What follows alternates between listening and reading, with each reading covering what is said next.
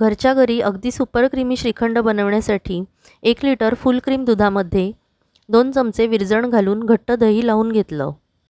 हे बघा कसं छान एकदम घट्ट दही लागलं ना, त्यासाठी म्हशीचंच दूध वापरा। आता हे दही एका पांढऱ्या स्वच्छ मलमलच्या कापडात काढून घेतलं। त्या कापडाला गाठ बांधून एका खुंटीला टांगून ठेवलं। हेच दही तुम्ही विकत आणलं तरीसुद्धा श्रीखंड करता येईल, पण सगळी प्रोसेस घरी करण्याची मजा काही औरच आहे। कमी वेळ टांगून ठेवलं तर श्रीखंड पातळ होतं, कारण त्यातलं पाणी पूर्णपणे निथळत नाही। त्यामुळे 3 तास बाहेर आणि 7 ते 8 तास फ्रीजमध्ये असे ठेवूया। हे असं साधारण 3 तास टांगून ठेवल्यावर मग एका चाळणीत किंवा मोठ्या गाळण्यात ठेवून वर काहीतरी जड वस्तू ठेवली। खाली एक पातेली ठेवा बरं का, म्हणजे सर्व निथळलेलं पाणी त्यात पडेल।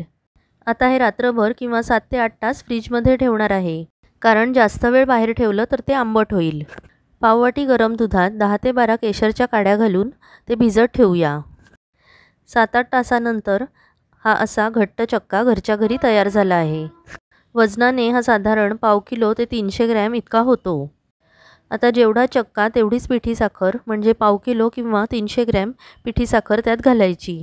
एकदम मिक्स न करता थोडी थोडी मिक्स करायची। तुम्ही साखरसुद्धा घालू शकता, पण साखर वितळण्यासाठी थोडा वेळ लागतो, किंवा साखरेची मिक्सरमध्ये पावडर करून घालावी।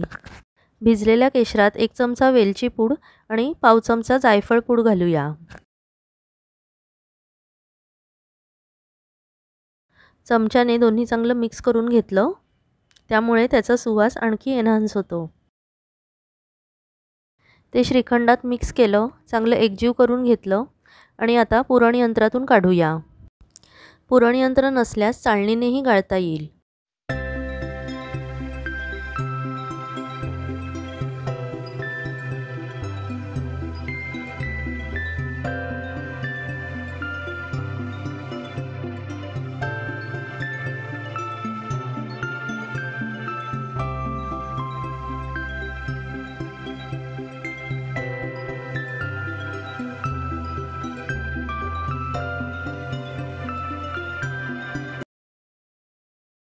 हे बघा काय मस्त स्मूथ टेक्स्चर आले श्रीखंडाला।